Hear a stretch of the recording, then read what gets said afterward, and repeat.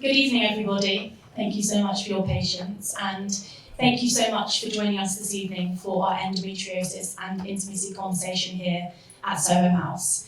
For those that I have not yet met, my name is Victoria Smart, and I am from the Beauty Triangle. And I'm really honoured to be joined this evening by three fantastic practitioners who are going to be discussing the evidence-based routes to managing gynecological conditions, because in a world where there is undoubtedly now more information, access and understanding, there still remains so much difficulty in understanding our own bodies when it comes to women's health, but also difficulty feeling understood. And these journeys can look different for everybody. For some people, it's intimate health concerns, or simply seeing someone that can hear them. For others, it's exploring the surgical route, or perhaps medications that can support us, or even getting a reliable diagnosis. And for others, it's exploring other options to manage our symptoms. Perhaps that's through nutrition, coaching, movement, or mindfulness. Now, those are just a few of the things that we will be discussing this evening. But just before we do, just some housekeeping. You each have a programme at your seat. In there, you will see further information about each of our speakers, as well as a referral card. So should you wish to be connected with anyone that you hear speak this evening, please just pop their name in there, add your details, and we will connect you after the conversation. You also have a goodie bag. Please do not leave without that this evening. In there, you have a product from Wild Nutrition, which I'm sure we're going to be hearing a little bit more about. And finally, just a few words about the Beauty Triangle before we begin, for those that aren't familiar.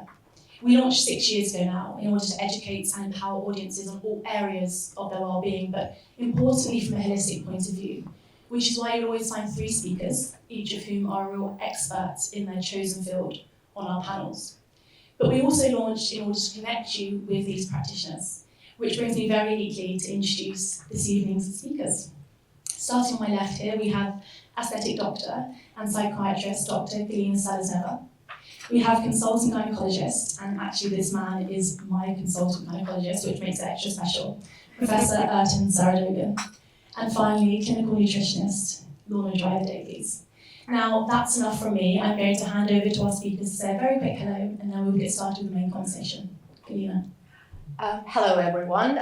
So I represent aesthetic medicine, but I am actually so incredibly happy to say that aesthetic medicine as a field has stepped out from your regular bit of Botox and filler injector and has very gradually, with the help of technology, moved into regenerative medicine, moved into wellness, body concerns, and we are now even though we're still called aesthetic medicine, but we actually represent a lot more to our patients. I'm very happy it's happening.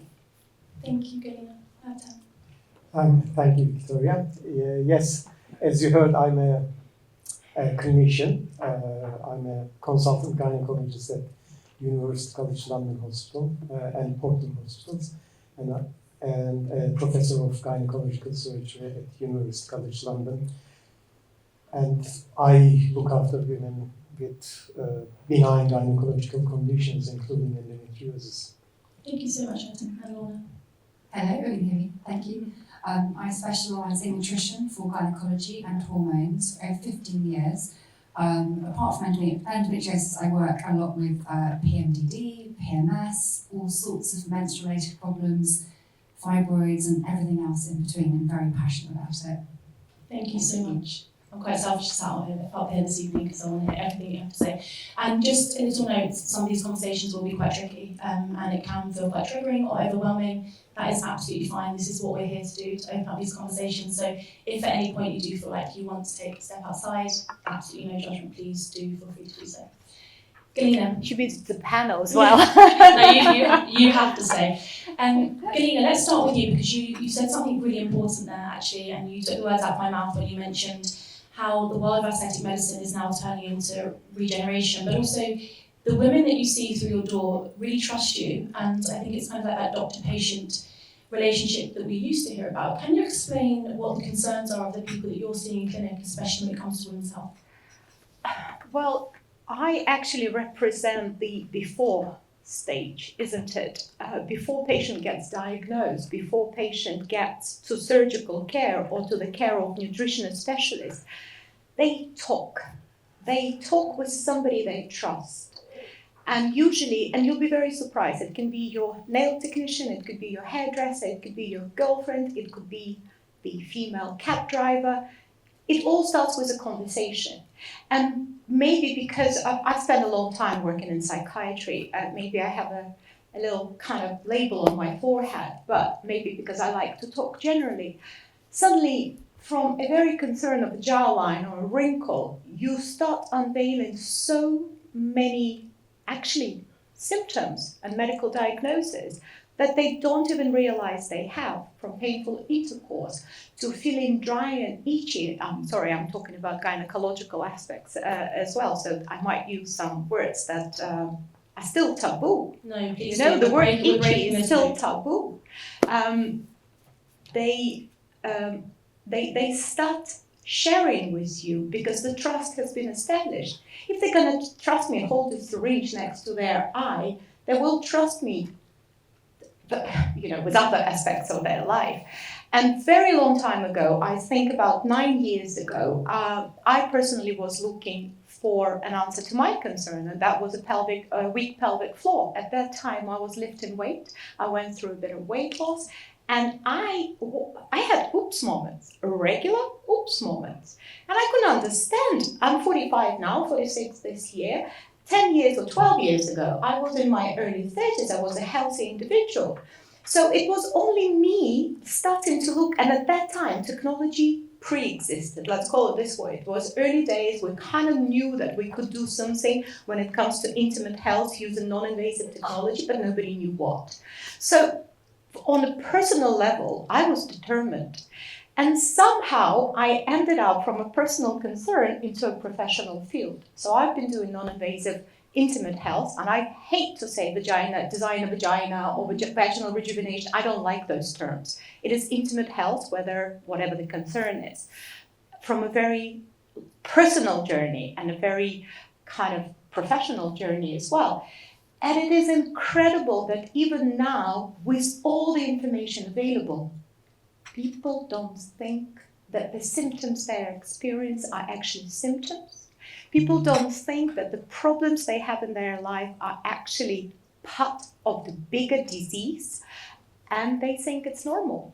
I literally, and this is a true story, I had a wonderful early 20s-year-old patient who thought that her weak flow after giving birth, she was a young mom, was normal because her sister had that and her mother had that. And she just accepted it. There is an advertisement on TV, a commercial for, I think, I don't want to say the brand, for one of the pads, incontinent pads, and everyone is laughing. They are laughing there, and there is a comedian saying, I'm a comedian. It's a professional hazard or something. I pee myself when I laugh. So we are still not empowered enough as women to say, well, actually, no, weak pelvic floor represents a problem. And we shouldn't just be laughing about it or thinking that it's normal. You see, stop me, because I talk. I will, don't worry. It's interesting what you say about the word normal, because I remember someone saying to me once, it's common, it's not normal. We're normalising things that are common, and actually we will speak more about this when we go into diseases like endometriosis. Some of the things that we experience and the symptoms are common, but they're not normal. How do you help them understand when it is potentially an aesthetic concern, if that's what they're coming to see you for, but actually it could also be functional medical? Whether I represent aesthetic or not, I am still a doctor with 20 years behind me. And every single aesthetic consultation is not an aesthetic consultation, it's a medical consultation.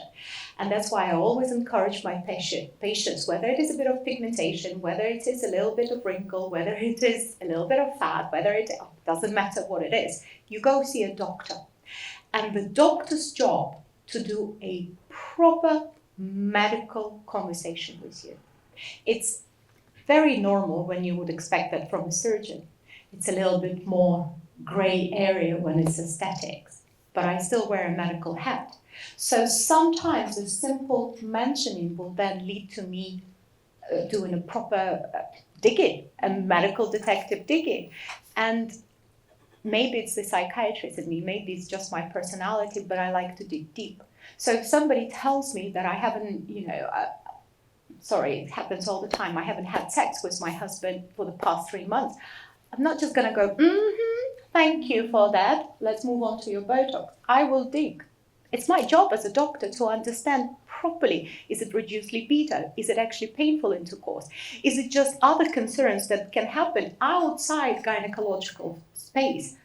I like people. I do really like, and I like to talk. And I like to listen. Sorry. No, not at all. Do you ever see people coming in with something they mistake? I know that we're saying about symptoms being common but normal, but perhaps they're mistaking something for something that is more sinister? All the time. First of all, prolapse is one of the things that usually gets just not even spoken about and completely forgotten. I have had, and we had this little chat before, I have had a patient who's presented to me, because I do a lot of body works, fat freezing, cryolipolysis, all those kind of cool things, all the machines that we have.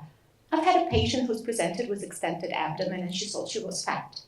The reality was that she had a very complex fibroids that actually occupied majority of her internal cavity. So majority of her tummy was actually extended from inside, and you'll talk a little bit more about the nature of the different conditions.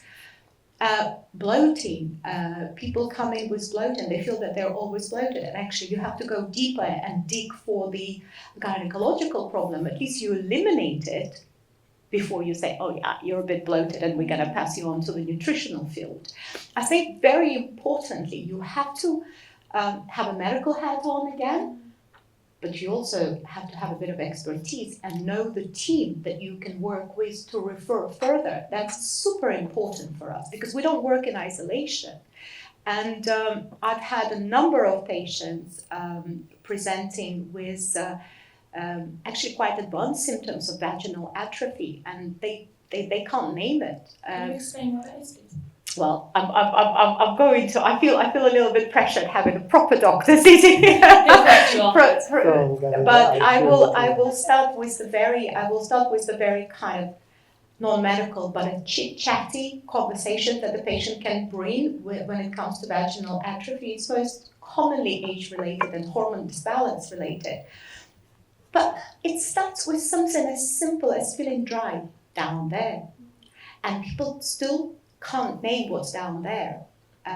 It isn't remarkable that the word vagina and vulva are still in the same field. We're kind of like somewhere there. And actually even before itchiness, before feeling dry and painful intercourse, people mention the word itchiness and the fact that they had to change their lacy underwear to a nice Marks and Spencer big pants, because they just couldn't tolerate that little thing situation. They can't. So you will be surprised from a medical condition. I don't sit down and say, do you have vaginal atrophy? Have you Googled it recently? A simple conversation as I can't wear my knickers and I really want to would lead me in my medical mind to examine further. So what was we talking about? No, it's about that, but actually my next point was going to be about education. Actually, we can empower ourselves with the right language to advocate for ourselves, and it makes it a bit easier when we come into your clinic and we explain these symptoms. Would it be easier for you if people were more aware of the different parts that we have? No, because that might lead to a little bit of over-Googling, self-diagnosis, and people presenting with actually not only the problem but a solution already. I think nothing beats pure human contact and a conversation. And it's true, before patients come to us, before patients especially come to primary care and then get referred to specialist care, they have these conversations in the kitchen, in the hair salons, in everything that actually aesthetic medicine represents. So I would much rather listen to the raw, authentic symptoms than to try to put yourself in a box. Because as you said, common, well, you might have an uncommon symptom. And it does not mean that we're going to just ignore it. Not everyone is a textbook. So your true words and representation of how you feel is so much more important. And I know we're going to move on to speak about surgical intervention, but some of the work that you do in your clinic is wellness-based, and it can support people going through preparation, but also recovery from surgical intervention. Can you explain a little bit about what you offer? Well, one of the big parts of what we do in aesthetic medicine now, or at least how I see my practice, I have two locations, two clinics, and one is a bit more medical, where it's doctor-led, and then I would refer to the secondary clinic, which is at the Lanesborough. And I wanted it to be in the non-medical, non-threatening, polyclinics or hospital environment, because we do a lot of pre-surgery lymphatic activation. We do a lot of activations of parasympathetic system. I have a device called LPG entomology, and actually it's a medical grade wellness and beauty device, but it even has endometriosis as part of its protocol. The company has been around on the market for a good 30 years, and it comes from a medical background. It helps so much that the company has actually researched it, created a clinical protocol, and put it on the machine under one button. That's how often we use. We do a lot of post-surgical preparation, because as you know, the swelling and the pain. So we try to support the patient before the surgical intervention and after the surgical intervention. I have the pelvic floor chair, which is a must. Like, we don't wait for the oops moment, we prevent. We live in a world of preventative medicine. It is called the Medicine 302, or maybe I should use him because he's just been in the files. Okay, no, but he kind of coined this term, Medicines 3.0. We want to prevent things from happening. I have a vaginal intimate health as an internal, and I'm really sorry to show this action, but that's the only way we're going to get into that very tight cavity. So I have an applicator that has radio frequency energy that helps us stimulate collagen on the face, as well as internally, as in vaginally. So there is a whole vast, there are injectables and regenerative treatment to help support vulva and the labial, the lips, or basically the outside bit. So we work quite a lot and from different angles to, obviously, of course, and never replace surgical intervention or gynecological interventions, but we want to support the woman because it is actually quite scary. It's quite scary to be diagnosed. It's a closure, it's a positive closure, but then you're left on your own. And whoever can hold our hand becomes our best friend. For sure, and it's not just those people going through surgical interventions, those people experiencing those intimate health concerns outside of these diseases as well, right? Well, vaginal atrophy is almost expected, isn't it? It's not that you suddenly got a disease. It is an age-related disease. I don't want to call it a condition, but it will happen as we age. So there are ways to prevent it. There are ways where we can recommend you for appropriate HRT alongside the treatment that we do. Lymphatic drainage has become massive viral scene on social media. I'm very happy because suddenly we all realize that we have the lymphatic system that does not have a natural activation mechanism, and we do need to actually take active steps to activate it. We have technology for that. Anywhere in Europe, you would know that pelvic floor physiotherapy, and I work with some great physiotherapists that specialize in that. But we now have technology, and that is a magnetic stimulation of the muscle. It's actually a chair like that, exactly that shape. It does look quite like this, actually. Exactly. You sit on it as well. And you sit on it, and whether you want or not, whether you kind of remember to do your Kegels, or whether you remember to kind of in between your busy daytime, maybe managing family or children, you kind of, have I done my Kegels? Yeah, forget about that, because you are guaranteed to train your pelvic floor. And that's how you strengthen your muscle and prevent those funny oops model, maybe you're not going to need the Tina or whatever the ad is for the incontinence pants. We can do that as well. Do you see this having an impact, obviously it's having a physical impact, but on your patients' emotions as well, and also their social life? Surely that's a large part of some of these conditions that we're speaking of. Well, I'm a psychiatrist in the past, but I'm also a human being, and the two, we don't coexist in isolation. whatever, and I'm so pleased to see a full room, and I'm actually very pleased to see a gentleman, because we want to make you aware that those conditions exist.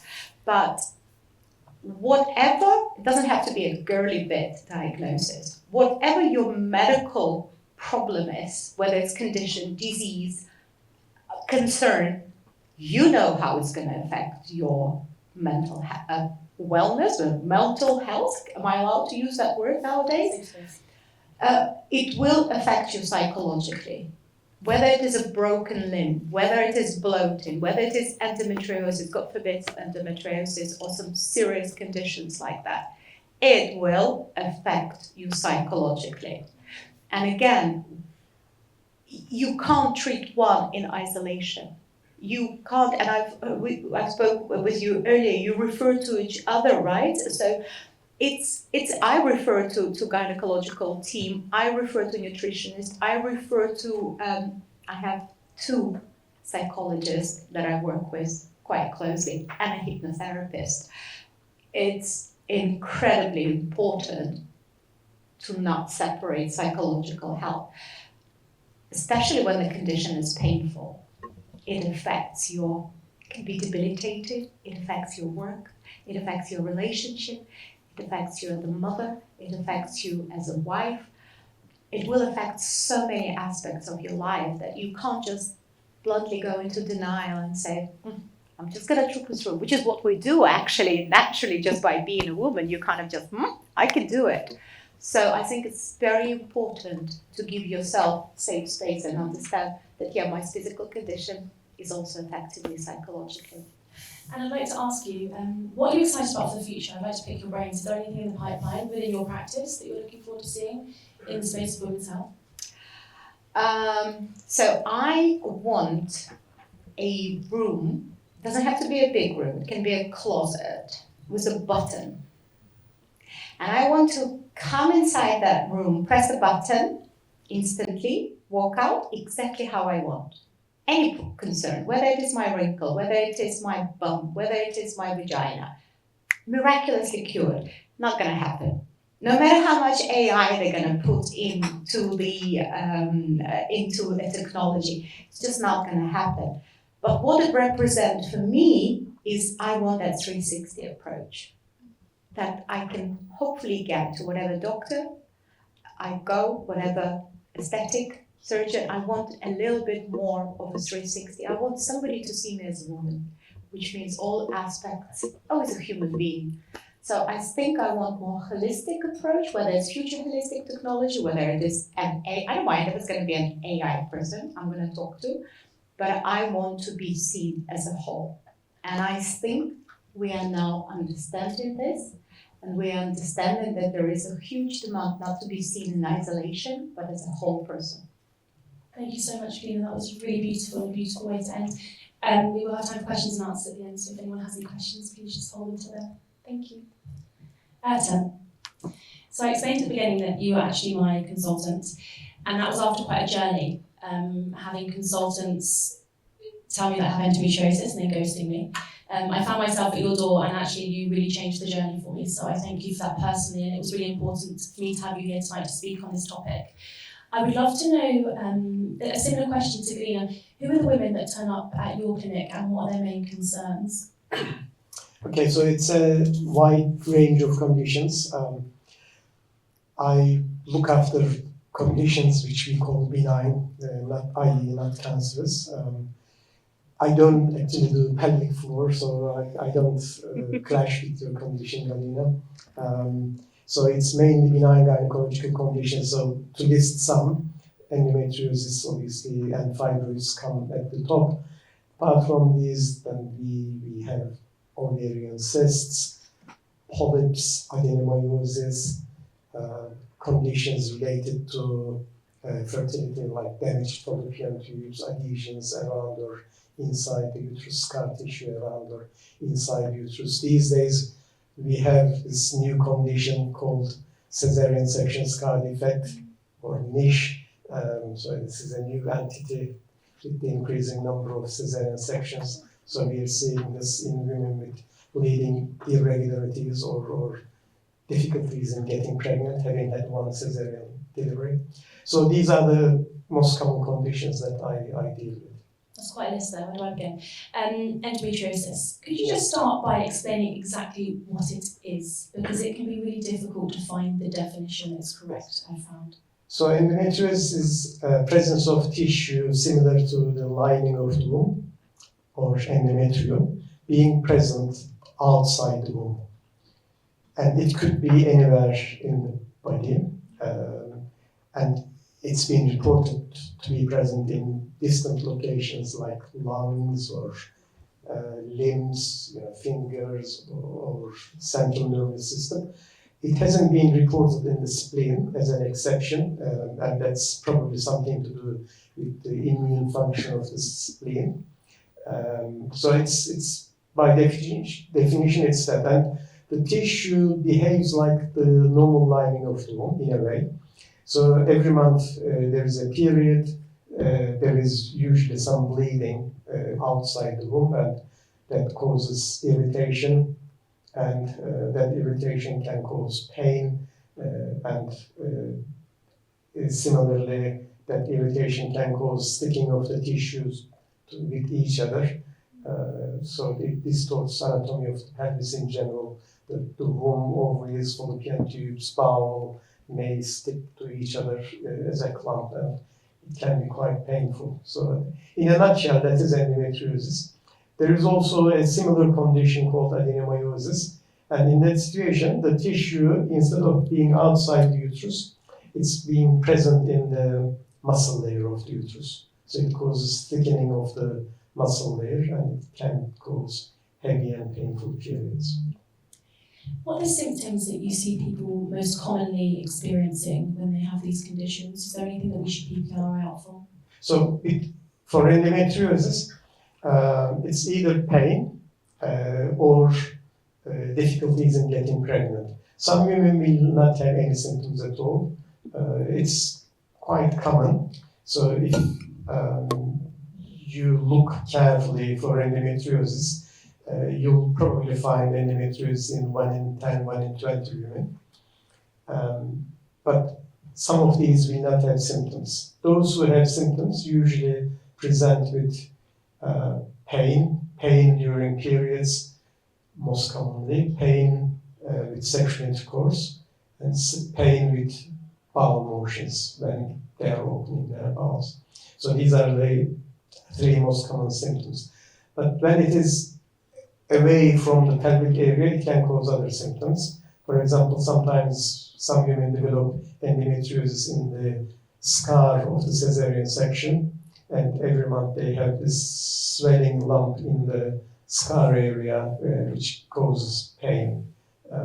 Some women have endometriosis in the lungs or around the membrane around the lungs, and that can present with like coughing up blood in the lungs, or sometimes they have a puncture of the lungs out of nowhere, then they have collapsed lungs and end up going to A&E repeatedly. And this typically happens during periods. Occasionally it happens in the belly button, and again you have bleeding from the belly button, which is usually painful. So these are less common symptoms. The most common symptom is pain that I described, but pain can also be outside periods as well. Initially it may start with periods, and then in later stages the woman may start experiencing pain outside periods as well. It may become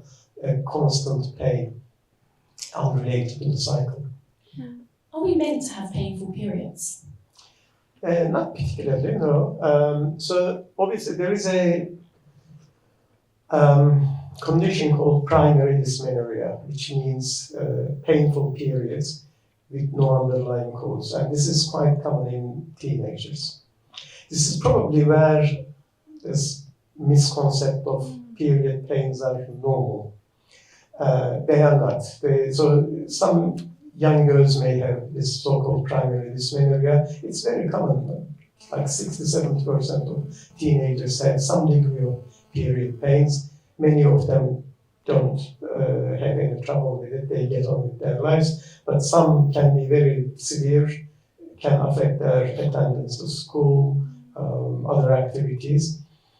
And this condition, primary dysmenorrhea, gradually resolves or settles as the person becomes older. But at the same time, some of these teenagers have endometriosis. And so that is where perhaps this major problem with delayed diagnosis comes, because some people, including patients themselves or their families, parents, dismiss it as periods being normal, and they continue to suffer with symptoms for many years before being diagnosed with endometriosis. And that is so sadly so common. I'm sure many people in this room may have experienced that. I think it takes an average, I'm going to get this wrong, I think it just changed from 8 to 9 years or something similar to get a diagnosis of endometriosis. And after almost 10 years, you gave me mine, so thank you for that. You said about looking carefully for endometriosis. How do you go about diagnosing it? Because this is where the problem lies. Okay. Yes, thank you. Good question. So, historically, endometriosis was considered a condition that is difficult to diagnose because it's usually hidden in the abdominal cavity.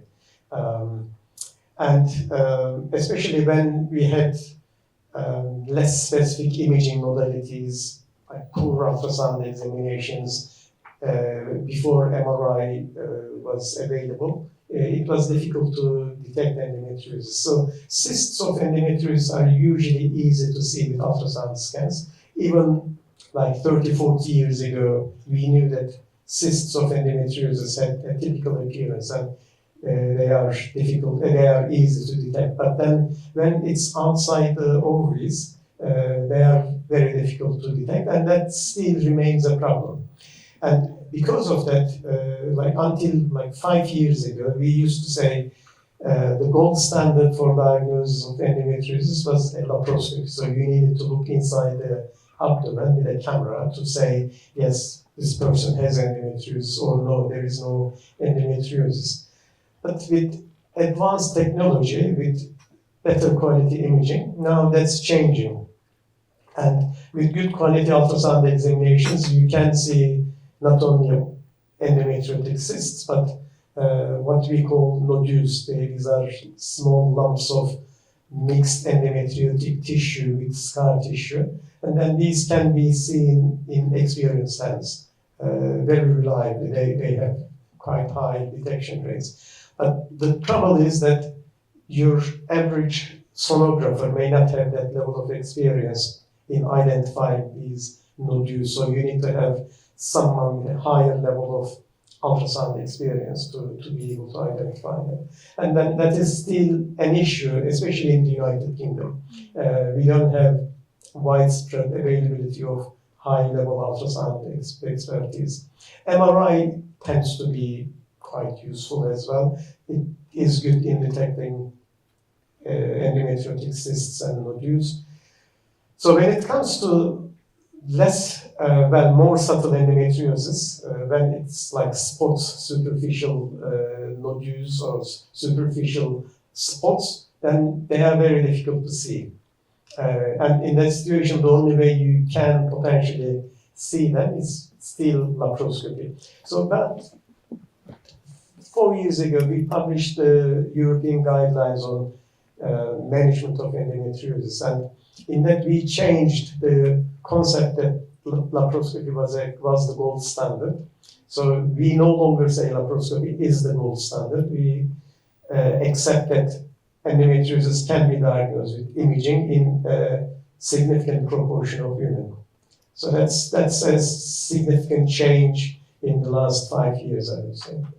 That's really interesting because for years, I'm not sure if anyone else has experienced this, I was chasing laparoscopy as if that was like the goal. I think it was like 6 years. I've had, I don't know, God knows how many internal scans, and you're chasing laparoscopy, and then it arrives and you realise that actually might not be the right thing. Is there anywhere in London that you're allowed to recommend somewhere for scanning? Because that truly changed my journey, and I would love other people to have access to it if you're allowed to. Yes, so in London, obviously, we are lucky because there are teams which has good level ultrasound experience. So I'll give you a few lists from the hospital I work at University College London Hospital team, similarly Imperial College team, Chelsea Westminster team, or King's College team, St George's team. So they all have a good level of expertise, and many of them have private practices as well, so that can be accessed. And where does surgery come into this? You mentioned there that it's no longer gold standard, but at what point do you decide that surgical intervention is the right route for patients? So surgery obviously may come in for two purposes. One is diagnosis, as I mentioned, that subtle forms of endometriosis may be difficult to detect by imaging, and if the person has the relevant symptoms, then you may need to do a laparoscopy. So although it's not gold standard anymore, it's still a useful tool for us to say, yes, you have endometriosis, or no, you don't have endometriosis. So we need to find another explanation for the symptoms you're suffering from. So that's for diagnosis, diagnostic laparoscopy. But these days, we less commonly do diagnostic laparoscopy. Quite often we know that the person has endometriosis, so we use laparoscopy for treatment. Sometimes when it's uncertain, obviously we do diagnostic laparoscopy with a view to treating endometriosis at the same time. So if you're not certain, but you suspect that there is endometriosis, you do a diagnostic laparoscopy, but arrange in advance the person that there'll be treatment surgically. So surgery is an important component of treatment of endometriosis, but it's not the only one. So I think we need to make it very clear. Endometriosis is a chronic condition. Surgery doesn't necessarily cure it, or usually doesn't cure it. There are high recurrence rates, so we need to be aware of that. So we are not looking at like a short sprint, but a long marathon. The condition can affect a woman until she becomes menopausal. So for a young person, in her late teens, you're looking at another 30 years, sometimes longer, a life with endometriosis that long. So teenagers, unfortunately, are the most unfortunate group with endometriosis because they suffer from the symptoms of endometriosis for the longest. And is this something that we can get over time? Do we have it when we're a teenager, or is it something that can develop at any point in our lives? Well, it becomes more common as a woman person becomes older. So the peak age is like between 40-45. So that may be because more women are developing endometriosis as they become older, but also it may be because we are more likely to detect it when they reach that age. So there is probably both of it, both aspects, so that there is an increase in the frequency of endometriosis. And then after the age 45, it starts declining, and endometriosis usually regresses after menopause because it's an estrogen-dependent condition. So when a person becomes menopausal, symptoms of endometriosis and endometriosis itself starts regressing. And if not surgery, what other interventions do you recommend for those with endometriosis? So the other option is medical treatment. Medical treatment may be using painkillers, and it's quite common, from teenage years. If a person is suffering painful periods, then they start using painkillers from that age onwards, and they don't necessarily need to have the diagnosis of endometriosis. They use it anyway, but some women, even after diagnosis of endometriosis, they would use painkillers regularly when they feel that there is a need to do that. But if you want to target the condition, not necessarily the symptom, then hormones are used for medical treatment of endometriosis. And the hormones would be either a combination of estrogen and progesterone hormone, or progesterone hormone on its own. So these are the first line medical treatments. So the combination concept of estrogen and progesterone comes from pregnancy, because majority of women with endometriosis in pregnancy, they feel better, and that's because of high levels of estrogen and progesterone. So the pill, combined contraceptive pill, typically mimics that. So it contains estrogen and progesterone, and it's known to help with symptoms of endometriosis. So the second group, without the estrogen, it's progesterone hormone. It could be either progesterone only pill that is taken by mouth, but also there are other forms of progesterone containing hormonal contraceptives, like the Mirena coil, the progesterone containing coil, the implants, contraceptive implants, or Depo-Provera injections. They all contain progesterone hormone, and they are known to help with symptoms of endometriosis. What's your thoughts on Feminax, the painkiller? Yes, so Feminax is obviously is a good option, and if it works, then it's good to use. And in fact, controlling pain is important. So you need to be on top of the pain. Otherwise, if you say, well, I'd rather not take anything and then suffer with pain, it's not so good in the long term, because your nervous system starts becoming sensitized. So you get peripheral sensitization. In other words, tissues around the abdomen, pelvic area start becoming more sensitive to painful stimulation. But also central nervous system starts changing. You get this so-called centralized pain. And these are more difficult to manage in the long term.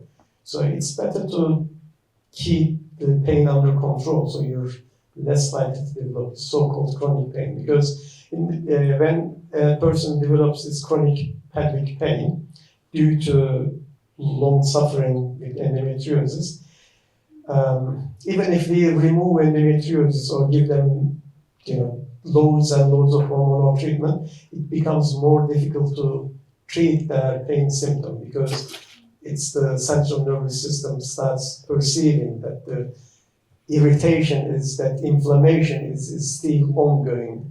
And whatever you do, it would be difficult to actually manage that, or more difficult to manage that. In that situation, we need to get input from other disciplines. Obviously, Lorna will come in later, but we need to follow a holistic approach. We look at various lifestyle issues, but we also get input from so-called pain management teams. Pain management teams are specialists who help people, including us as clinicians, manage the pain. And again, it's also a holistic approach. So it may include medication that changes, modulates the way your central nervous system perceives the pain. We call them pain modulators. Or it may involve physiotherapy. Why physiotherapy? Because when a person has pain, what is the usual reaction of your body? When you're threatened, what do? You guard yourself. You get increased muscle tone. And then this becomes a chronic increased muscle tone, a spasm, and that in itself is painful. Physiotherapy can help with that. So that, sometimes the pelvic floor physiotherapy, instead of strengthening, this time you're trying to relax the pelvic floor muscles. And that is a common reason why some people start experiencing painful sexual intercourse, because they are always in this constant spasm condition, pelvic floor muscles, and with that there is more pain. And then there is a bit of difference between painful intercourse when it is with initial entry or deep penetration. And pelvic floor increased tone creates the former. The initial entry becomes more painful. Some women become unable to have sexual intercourse for this reason. With deep penetration, it's more related to endometriosis, and that's because there is usually endometriotic lesions, areas on top of the vagina behind the cervix, and that tends to cause pain with deep penetration. So going back to what I was saying, so physiotherapy is one, and then occasionally there are certain trigger points when pain management teams examine a woman, they detect, touching that point is painful. They sometimes do injections, local anesthetic injections or steroid injections to the trigger points, and they can be quite helpful. But going back to what Galyna was saying, obviously suffering from a chronic condition like endometriosis affects one's psychology. And in these situations, obviously, it is important to get support from clinical psychologists who are experts in managing women with chronic pain. Endometriosis would be another component of the pain management. And sometimes quite regularly, quite frequently, they use the commonly known approach called cognitive behavioral therapy. So you think it's for a psychological condition, but it's actually for management of chronic pain triggered by endometriosis in the first place. So pain management is a holistic approach. So sometimes, quite often, not just sometimes, when I offer a patient of mine that we should get some input from pain management specialists, they say, oh, you think it's all in my head, don't you? Then it's not. It's the whole package that we are actually talking about, because they are likely to benefit from the input that we would get from the pain management team with different aspects. And usually in the center of that there is a pain specialist who are usually traditionally anesthetists, but they don't usually practice anesthesiology anymore, but they specialize in management of pain, and they do the initial consultation, identify where the potential targets are, and then design a person's pain management. That's really interesting. You mentioned there about it all being in your head. I'm sure many other people have had this said to them by several doctors. How do you recommend that people advocate for themselves? What should we be asking for when we enter the room? Because you also mentioned the pill, and that's something that we're often handed in these situations as a quick fix by our doctor to say, you've got painful periods, here's a pill. How do you recommend that we say, actually, we would like some further investigation? What should we be asking for to see someone like yourself? Well, obviously, we need to be open and frank in the conversation in the first place. There are certain things that we can say. When we see endometriosis on ultrasound scan, we can say that person has endometriosis, so we'll be targeting endometriosis. But sometimes everything looks normal, but we need to say, okay, we can't see anything, but it's possible that you might still have endometriosis. Or it's possible that you have chronic pain with no underlying cause, or it's possible that you have sensitive bladder, irritable bladder syndrome, or irritable bowel syndrome, or you have a musculoskeletal condition affecting your pelvic area. So these we need to raise openly during the consultation. It's not always very easy because people sometimes come in with fixed ideas, reading the internet, social media. They are convinced that they have that particular condition and they want investigation or treatment for that specific condition, but nothing else. So that we need to try to break it and then perhaps have a kind of broader exploration and discuss what options we have to investigate these situations, and then hopefully find the right path for them to get a better quality of life. And this might be following different routes. It might be medical treatment, surgery, or getting input from nutritionists, physiotherapists, pain management specialists. So we try to, I think, breaking that initial fixation misconcept is important. And then the rest becomes a bit easier. And the other thing is to explain the chronic nature of endometriosis. So there is no easy fix. we need to, again, going back to what I said earlier, we need to be looking at a long marathon. If a person is experiencing symptoms, obviously, going back to what I said, some women with endometriosis don't have symptoms, and we mustn't harass them by saying you have to have treatment. You don't have to if you're not suffering. We've spent quite some time on endometriosis, but I'd like to touch on a couple of other conditions as well, if that's okay, like fibroids. What are the main symptoms of fibroids? I see Galyna nodding, so I know that you've had a journey yourself. So fibroids are very common. They are more common than endometriosis, in fact. So if you look systematically, examine or scan everyone, by the age of 50, by the age of menopause, about 70-80% of women will have at least one fibroid. So extremely common. So almost everyone will grow fibroids. This is probably something with evolution, human beings standing and walking on 2 feet to be able to help with the process of labor, delivery, childbirth. I think we've evolved into a species where you need a thicker muscle layer of the bone. And the side effect of that is probably the development of fibroids. Are they dangerous? At what point do we need to intervene with fibroids? Is it always, if you're saying that 70-80% of us? Okay, so that's the frequency, prevalence. But many of them are harmless, they don't cause symptoms. About 30-40% of women with fibroids will experience symptoms. So the symptoms can be heavy periods, heavy bleeding, or irregular periods, bleeding in between periods, depending on the location of the fibroids in the womb itself.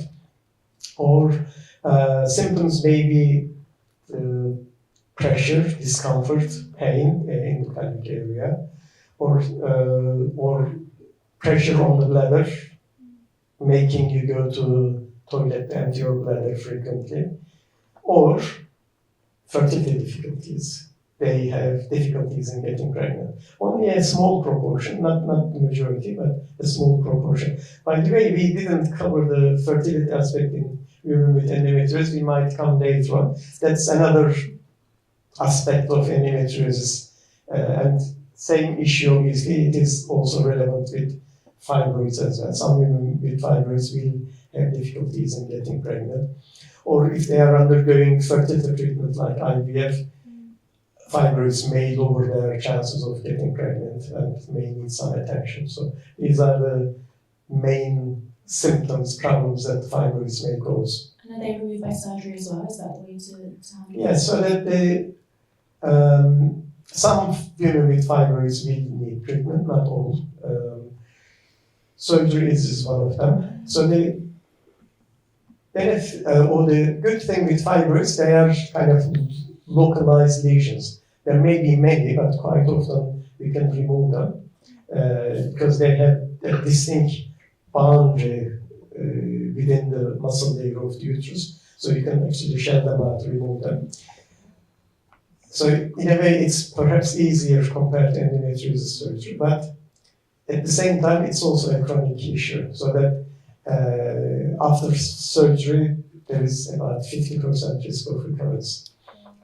Many of them will not cause symptoms, but about 10% will need further intervention. So surgery, yes, is a good option for some, but especially for younger people who have, again, many years ahead of them, they have a significant risk of recurrence.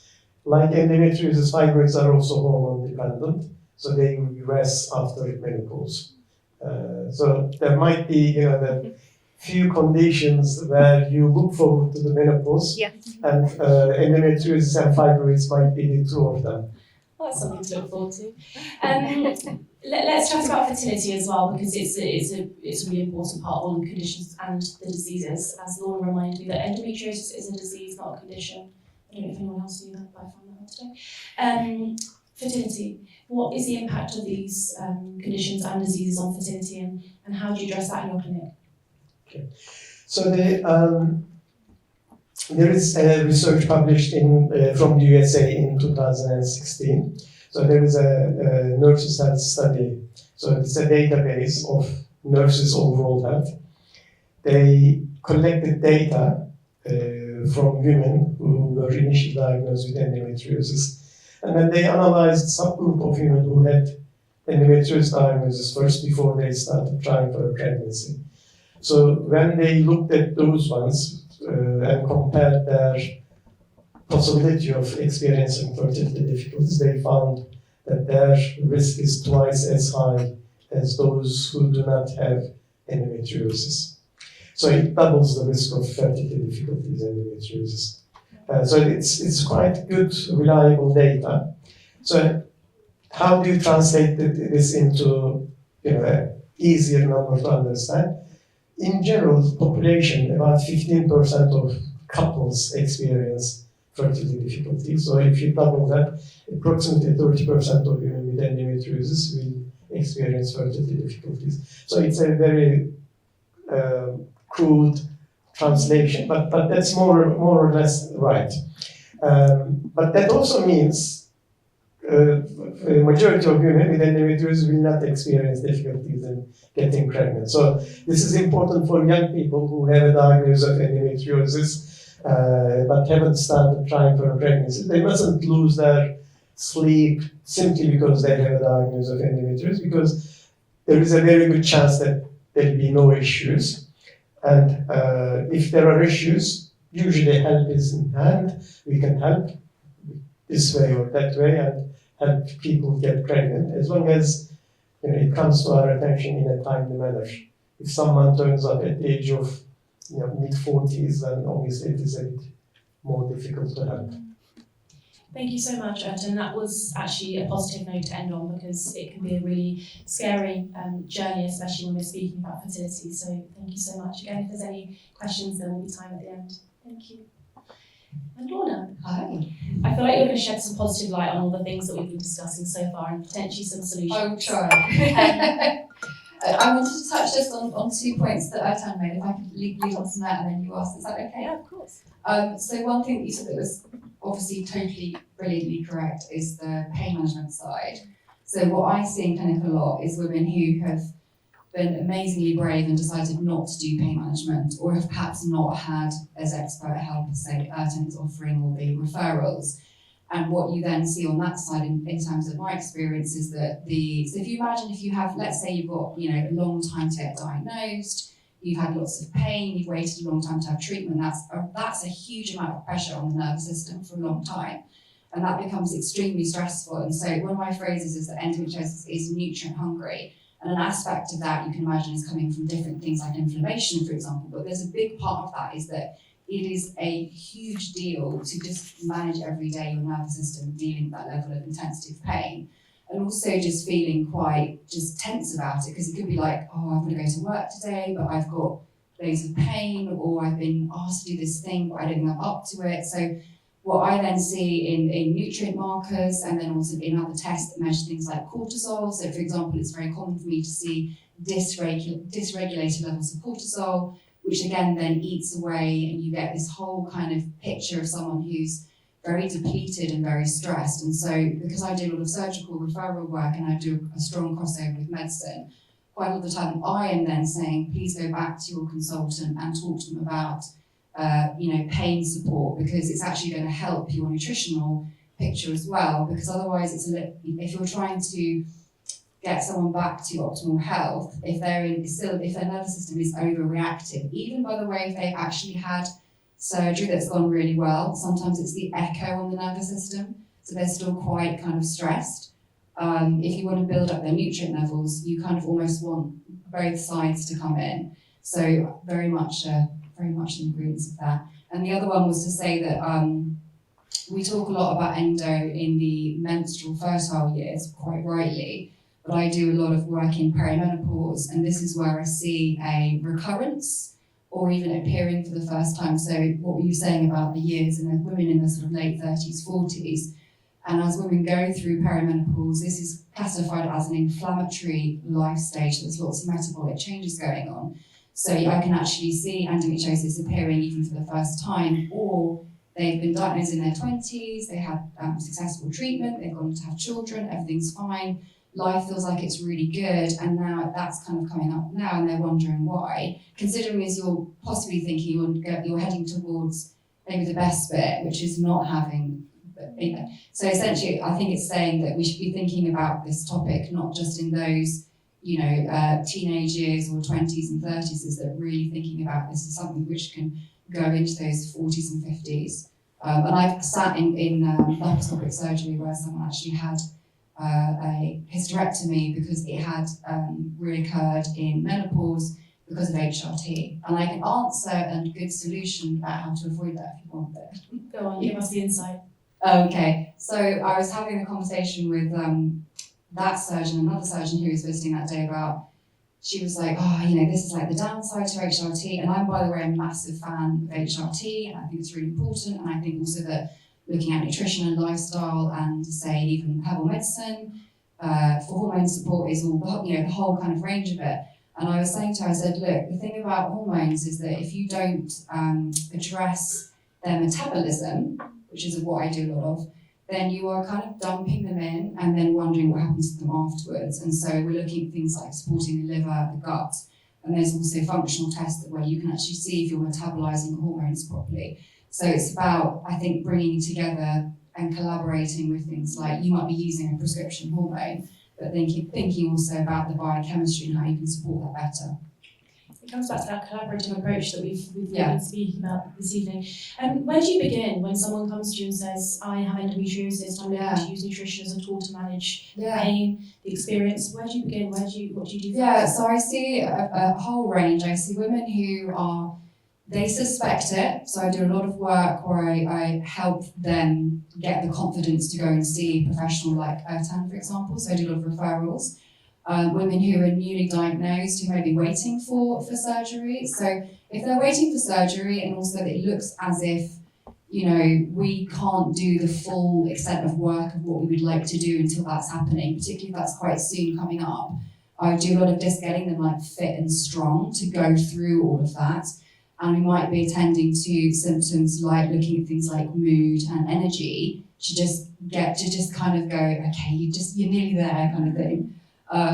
And then I do also women who've had surgery and are doing really well, but want to have a look at other areas of their health. And I think the big thing to say is that endo is understood now to be possibly many diseases and conditions under one umbrella. And so it's as much as thinking the endo itself, but also the other types of diseases and conditions it creates after that. So it's extremely common, and this is reported in research a huge amount, that you will end up with other types of health issues. And so I work as much with thinking about the endo itself as I do also have to be very good at understanding all kinds of issues, particularly I would say around the immune system and other types. I mean, for example, I think women will say to me, I didn't think you could get PCOS and endometriosis. I was like, you can. In fact, they're not sisters, they have a cousin-like, Venn diagram, things that overlap.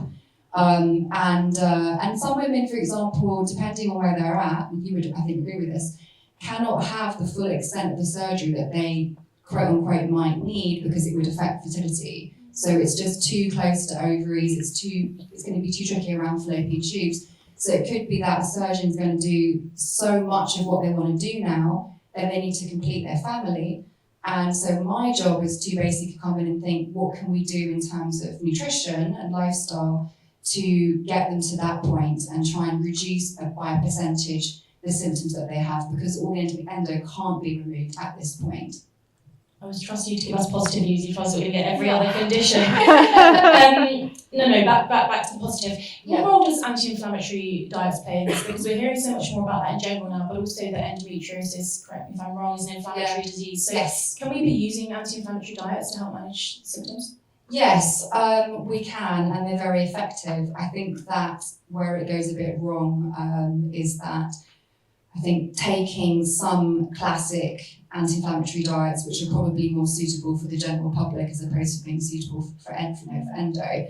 I think an example would be, a nice one as an example is that you're increasing, let's say, lots of fruit and vegetables. And for example, gut symptoms are extremely common in endometriosis, and it's very common to have certain types of gut dysbiosis. In fact, if we're thinking about some of the origins of why you might have got endo, there are hypotheses around things like bacterial infections, so the gut plays this huge kind of area and it's a big part of my work.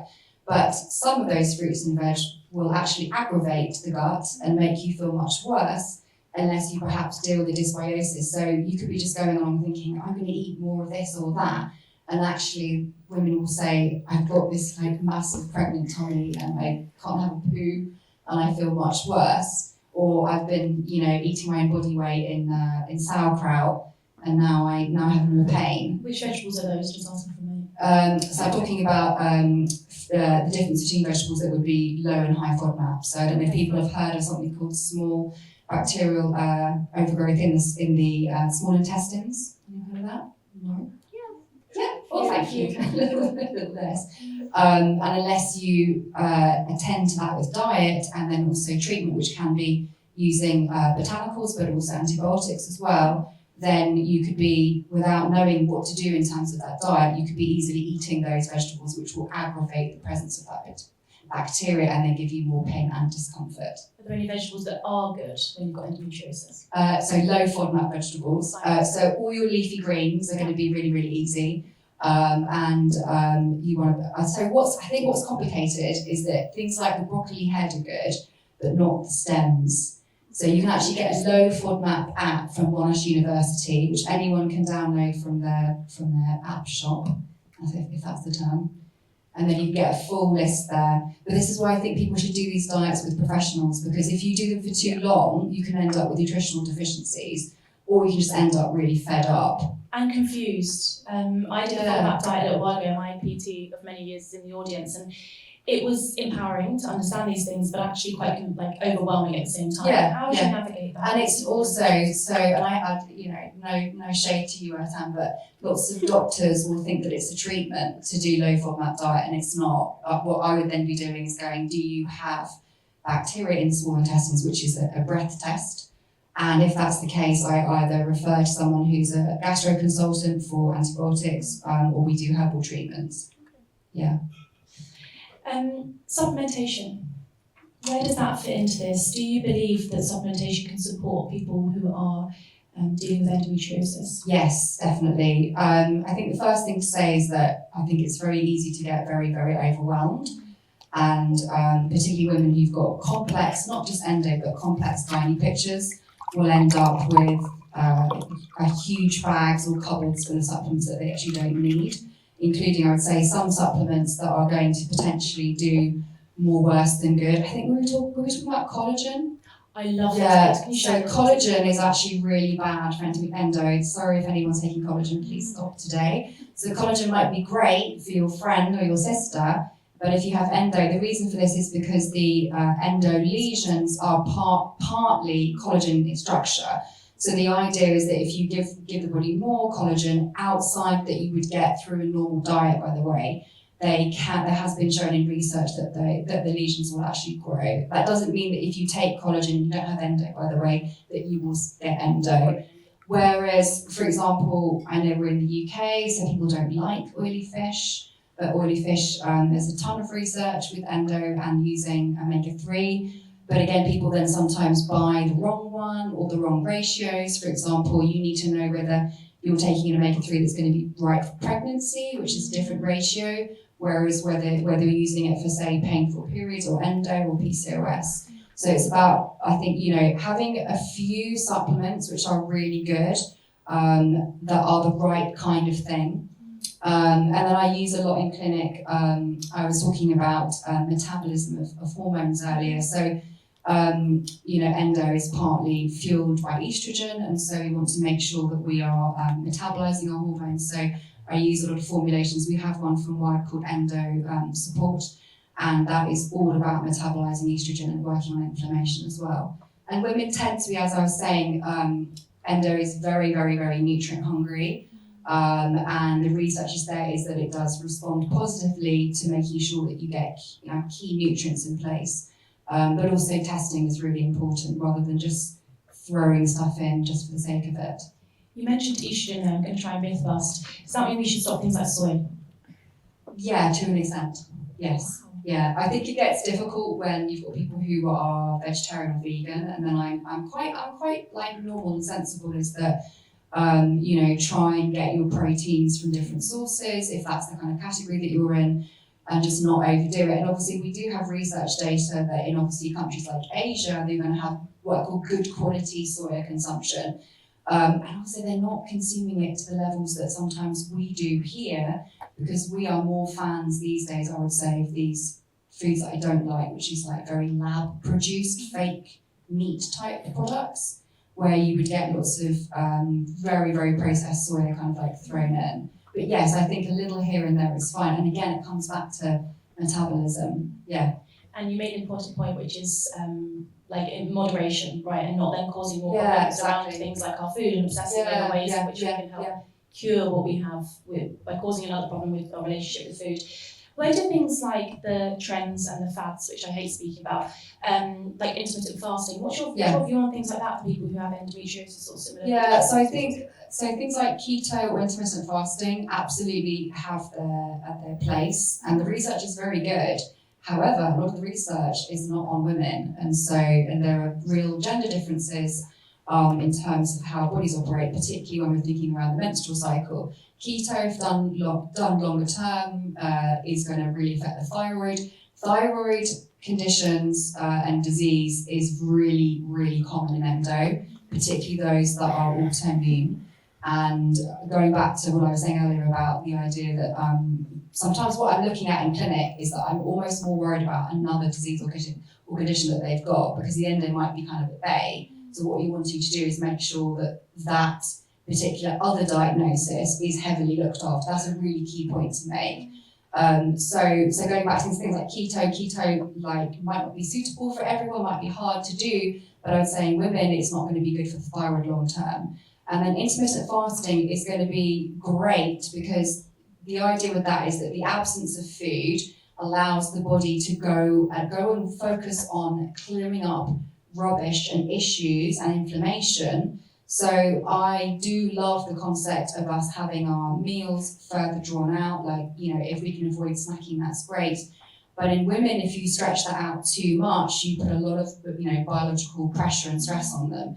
And actually, if you've got a lady who's looking to get pregnant, that might not be suitable, or in perimenopause, that might not be suitable. So, again, it's making it individual for the woman, but also thinking about what time of the month it is as well. You mentioned that personalised approach, which I think is something that you've all mentioned. And just finally, we touched briefly, but I'd like to emphasise the point of testing. How can we better understand what's going on within our own bodies? Is that something you advocate for in practice? Yes, definitely. I do a lot of what I call very kind of basic but necessary testing. So, things like women might say, I've been deficient in iron for so many years, all the time, and no one's really got to the bottom of it. Or they've been doing it kind of in the wrong way. So we find out that they're always low in iron. So you would just think, I'll just supplement them iron. And actually we find out it's the gut that's affecting their ability to absorb it from food. So we need to do some gut work. So, I'm a big fan of picking out the right types of tests for them to do to really try and correct these kind of gap areas once and for all. Thank you so much. Thank you. Thank you. That brings us to the end of our conversation. I think what you've all done beautifully is actually, you've all mentioned nervous system, which I find really interesting, and regulating ourselves when we're dealing with conditions and diseases like this, but also taking that personalised approach. None of us are the same. It's so important to see practitioners like yourselves. I'm going to open up the floor to some questions and answers. I have many. You go whilst they're No, passing. I was sitting here and I realized I'm doomed as a woman, whatever I do. And this is coming from autoimmune, thyroid, fibroid, perimenopausal woman who is 45.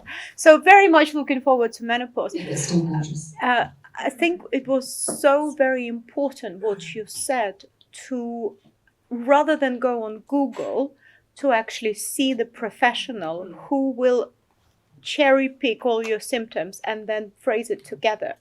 How often do you see women who go through stages of heavy Googling, playing with one supplement, playing with one diet, and not having consistency?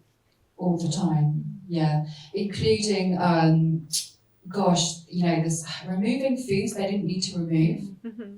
So I get asked about dairy a lot. And so actually in the nurses' studies, which are the great studies, They actually found some women were more likely to get endo if they were avoiding dairy. There's not a conclusion in that study, but my own theory on that is that they didn't get antioxidants. So they didn't get vitamin A and they didn't get vitamin E. So, that I think, my message is don't start pulling out all kinds of foods that you're not sure about, because by the way, it may not be the food. Because back to SIBO for a second, just because you're getting bloated from apples or beetroot, which is high FODMAP, it's not the poor beetroot and apples when they're such healthy foods. And so we can end up, I think, demonising some foods when it's actually not the issue that's going on. Yeah. And I like what you said about seeing a practitioner. I think there's an accessibility point there as well, which this is actually a plug. I don't work for Wild Nutrition, but if there's a QR code on your programs, if you scan that, they very kindly have a 15-minute free consultation, and they're offering 50% off through that QR code. And two of the NTs are actually here. Just wave at the back, ladies. Okay. I don't know if it was one of those that I actually spoke to the other day, and I highly recommend the service. Again, I don't work for them, but it was genuinely brilliant at demystifying some of the nutritional advice behind endometriosis, so thank you. Is there any questions? Yes, one at the front here. So, because hi, it had been a great conversation, and because everyone mentioned nervous system and so it's like how does stress play into it? Because we try to go through exercise, which is great for overall. I used to have can't pronounce it, as a teenager. Of course, exercise, nutrition had helped immensely, and I have gone through proactive fertility treatment. So that was the first time, oh my God, we don't know anything about our own body. So it's like, how does stress play into it? How do you regulate that? Because fitness is also stress if you're exercising too much. If you're cutting down on nutrition or taking too much of the nutrition, that's also stress. So where is that balance? I'm not sure there is an answer to it. Yeah, I think you could all touch on this. How to relieve stress. What are your tips on not feeling overwhelmed or stressed? I don't rely on myself to relieve stress, my own stress. I can do it with your stress, anyone else's stress, but I don't rely on myself because I know I'm going to get stressed. And I know I'm going to try to. So actually and for my patients, not only personally, but also professionally, there's one treatment that I don't skip, and I had it today, and I call it for the press-friendly name, the burnout. And no matter what your condition, whether it is gynecology, gastrointestinal, autoimmune, I recommend it to all my patients. And again, it is LPG endomology, and it's a VSS protocol that has clinically proven. V stands for vitality, stress reduction, and sleep promotion, VSS. I recommend it hugely to everyone. Actually, the LPG entomology is this little machine with little flaps. This is not a sales pitch. That imitates a hand movement, but does not rely on the person. It relies on the machine, so we can guarantee consistency of the treatment. And we are activating parasympathetic nervous system. I also have something, again, press-friendly name, a biohacking bar, where even for your normal facial, I put the nervous vagus activation machine on you. I do not rely, I'm really sorry, but this is probably my psychiatry years, I do not rely on my busy corporate mom, mother, wife, global traveler to do stress. I enforce it. I force it literally on myself and on my patients, because I know we're never gonna have time to look after ourselves. So I try to do that for my patients. So cortisol is not a silent killer. It's a very loud killer. It's a very dramatic killer. So anything you can do, know your cortisols, because they're, I was in complete adrenal burnout, so I had no cortisol. So know your cortisol. That's very important, and then act accordingly. I tried LPG as well, and I went straight to sleep on that bed. That's why I'm so relaxed. It was quite phenomenal. Ertan, stress and endometriosis? The only thing I would say, it's difficult to know, or it's not known whether stress increases risk of endometriosis, but stress reduces your resistance to dealing with symptoms of endometriosis. So it becomes more difficult to deal with them. I think there is some impact on how a person deals with it, but whether there is a direct cause relationship is not known. Lorna, stress. I liked what you said about career coaching as well. That was quite an interesting point that you mentioned. Yes, so I think when it comes to stress, I think what irritates me, makes me stressed, is that sort of like, oh, just have a hot bath or like light a candle. Oh my God, please, can we just get rid of that, please? So when I do consultations, if they're talking about stress, to answer your question, I really hone in on where the stress is coming from, because each person will probably have a thing that is very specific to them to solve that. So some of it is very biological, so it could be that they're low in progesterone. When you're low in progesterone, you actually have less stress resilience. Progesterone goes on for us to make neurotransmitters that are very calming, soothing, relaxing. So it could be discussing either helping that naturally or having a prescription, for example. So like that's kind of like the biology side of it. It could be talking to them about saying, do you need to go and work with a career coach? Like, is it your job that's really stressing you out? Because some women will say, look, do you know what? The endo's not really that bad, and then blah, blah, blah, blah, blah. But actually, where it is really bad is I find that it gets much worse having, dealing with my difficult boss or the job that I don't love or the really long QE that I've got. So it's kind of like finding those specific things that are going to be unique to them. It could even be that it's difficult to help them with nutrition or with drugs, and that you might be, doing things like a referral for acupuncture, for example, to work on the nervous system. So I think we're trying to move out of that. I'm very more proactive kind of. I've got one client who absolutely swears by her doing outside cold water swimming. And if she does that most days of the week, that then she can fight, go to fight the next day. And she has very severe endo.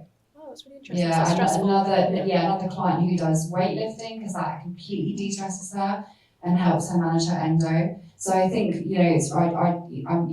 really go, what is it that is like the best thing for you that would help that? And it could be supplements, it could be magnesium or etc. or adaptogenic herbs, or finding out something, but also really solution orientated. Is it the job? Is it where you live? Yeah. You've got magnesium in your goodie bag, so please don't leave without it. On that. It's very good for sleep as well. We've got time for a couple more questions. This one just down the front.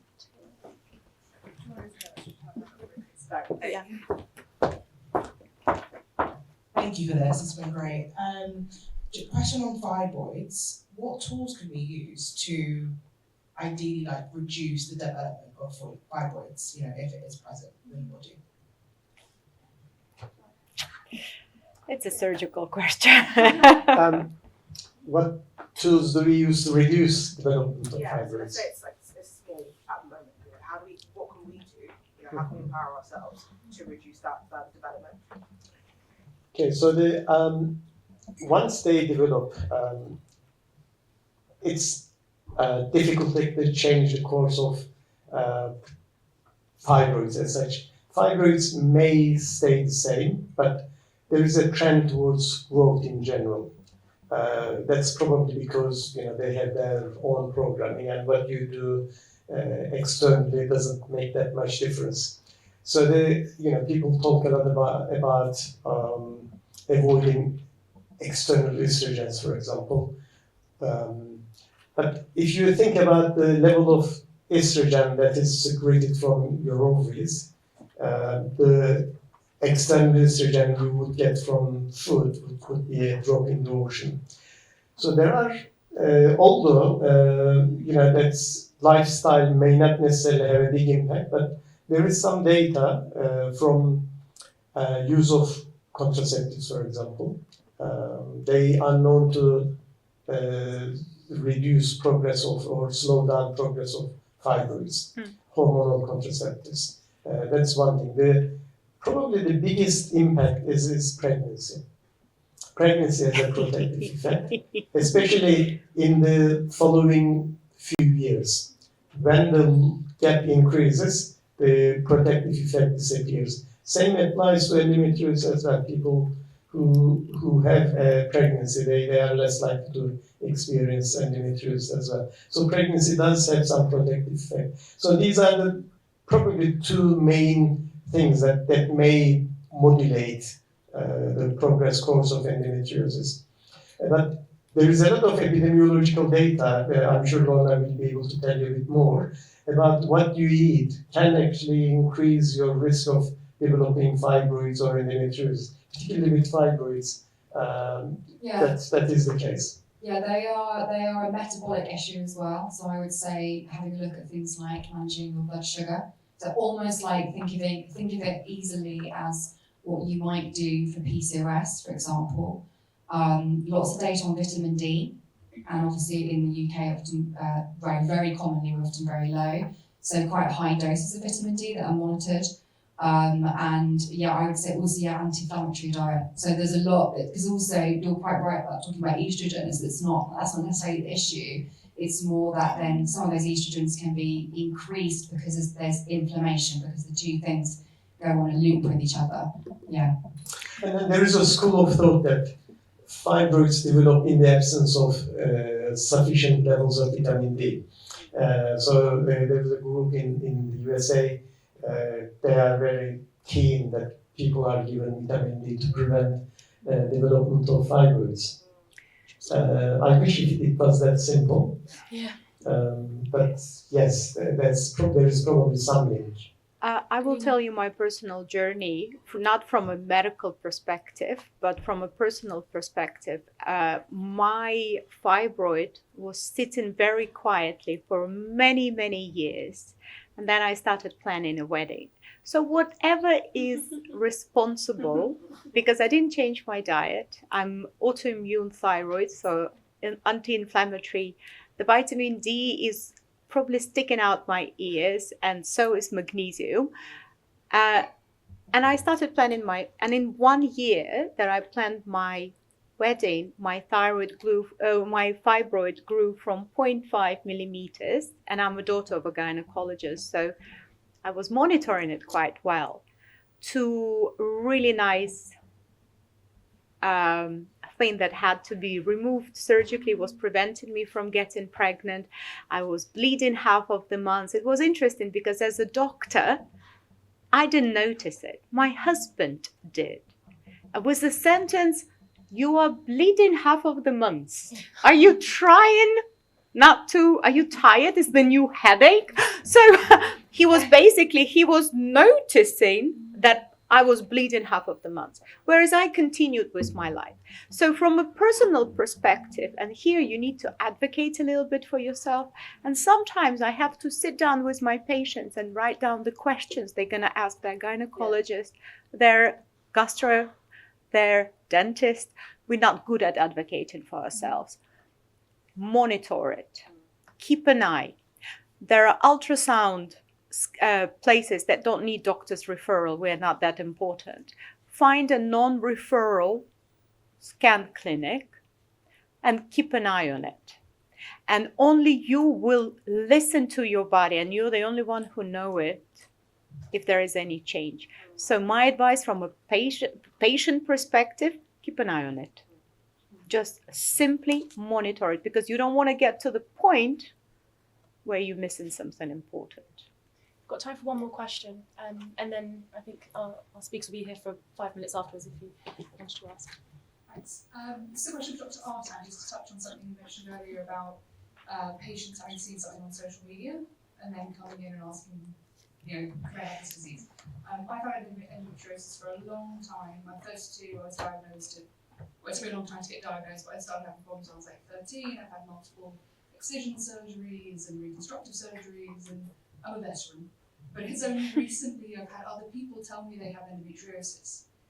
And a lot of them are struggling to get diagnosed, because it's a very hard thing to get diagnosed. And I'm just curious, in your practice, are you seeing more people coming to you? Are you seeing an uptick in people coming in saying, I think I have endometriosis?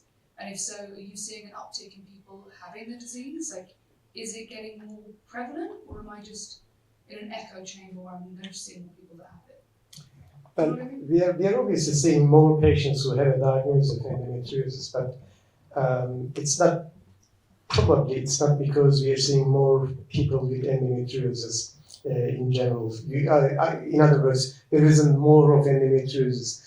So having said that, there may be a very slow trend. I mentioned pregnancy has some protective effect. And now women are delaying childbearing. And they are having smaller families, fewer pregnancies. When a woman is pregnant, there are no periods for 9 months. And then if they continue breastfeeding, periods for some more months. And these are all protective of endometriosis. So if you look at that way, it is quite conceivable that more women are vulnerable to developing endometriosis in this day and age. So that's the result of modern life that we have, that the way we work and get married, have children, or having children without getting married. You don't need to be married, but so this probably has an impact. But the biggest impact is that we are more likely to diagnose endometriosis now. Why? Because the technology is better. There is increased awareness amongst public, amongst healthcare professionals, so that it's being raised more and more often as a possibility. And then once you start that, usually I think you get your diagnosis one way or another.